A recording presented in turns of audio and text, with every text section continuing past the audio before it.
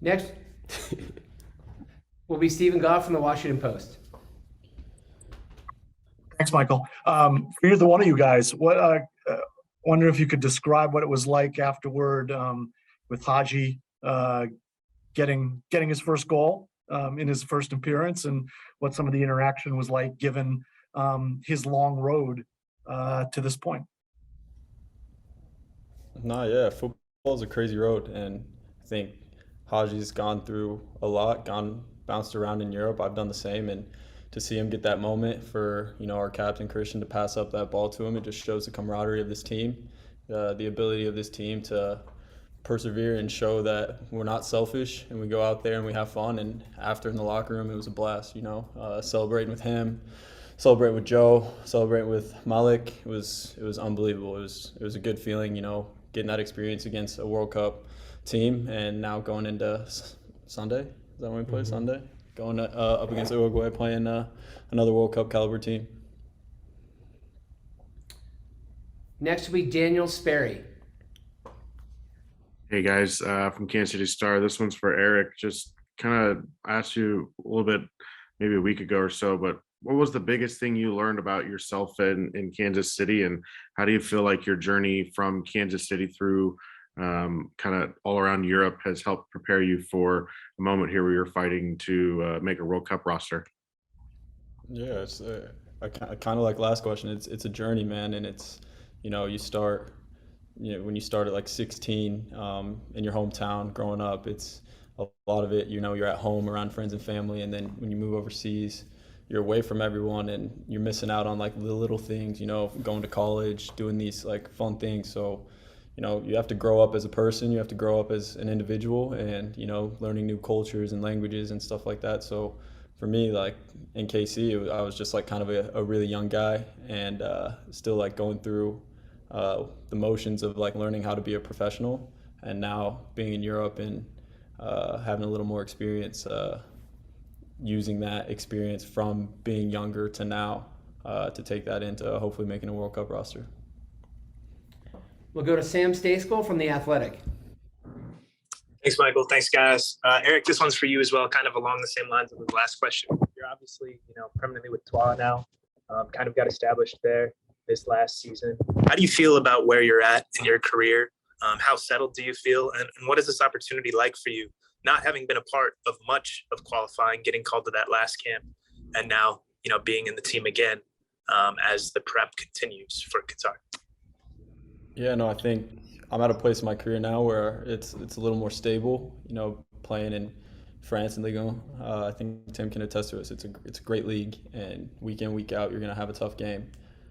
So as an individual, I've grown a lot in that league, and the competition's fierce. So it's been really good, and to be part of that last qualifying group of games, and to be a part of the team that helped qualify for the World Cup, it gives you tremendous confidence in going into these games, to be a part of the group and be a part of the team, and kind of know what the coach expects and the group expects from each other.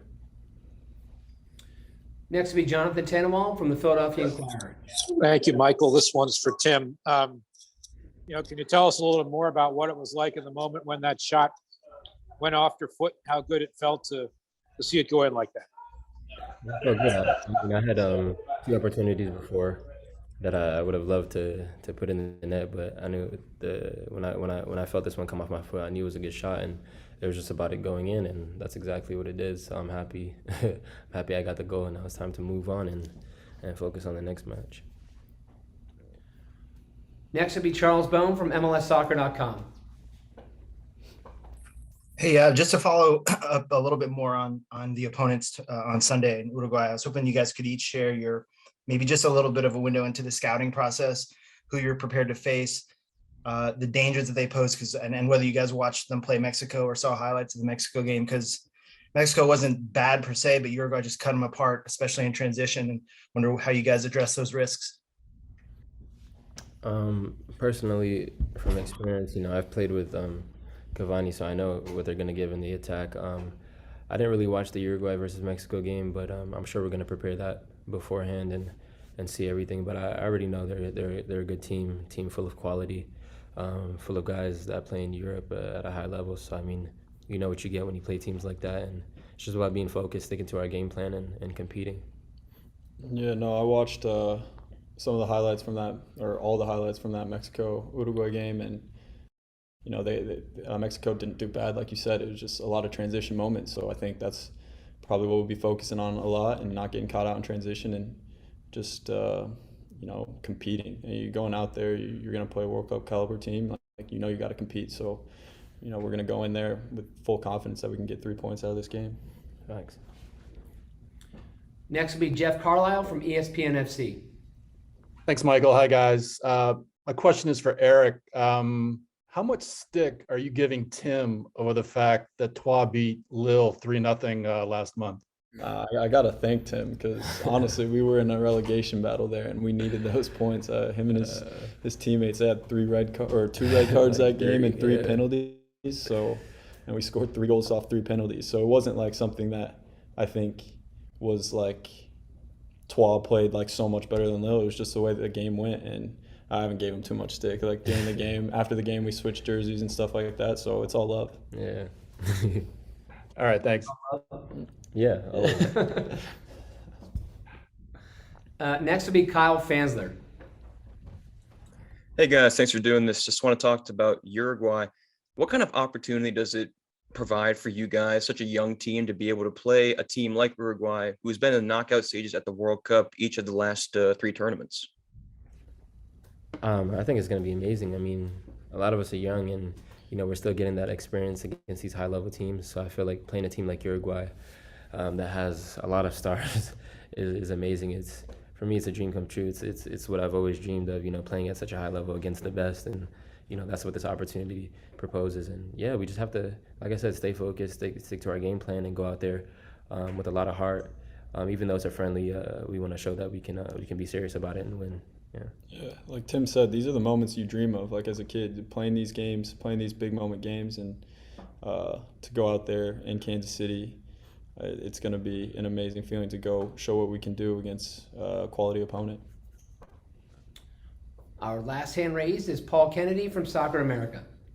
Thank you, Michael. My question is for you, Tim. You finished the season at Lille with a last couple of games with 3 goals and have been playing 90 minutes, for a couple of months now. How important was that to finish the season like that on such a good note? And in terms of carrying over into the June where, again, you played 90 minutes and got a goal on Wednesday night. Man, it's amazing. I mean, I played like 96 games straight. So, I mean, it's a good feeling. It's what I wanted. Coming from injury, this is all I've wanted. And, it's just about taking my opportunities and scoring goals and giving assists and changing the game in whatever way I can and helping my team to win. And it's been great. I mean, I can't ask for anything else. And then coming into camp and also playing a 90 last game and getting a goal was amazing. So it's just about building on that momentum and just playing with my brothers and enjoying the game and having fun, because that's what it generally comes down to. And yeah, I'm just in a happy place right now. I'm in great form, so hopefully I can keep it going. God's willing. Thanks for joining, everyone. Good afternoon from Kansas City. We'll see you tomorrow.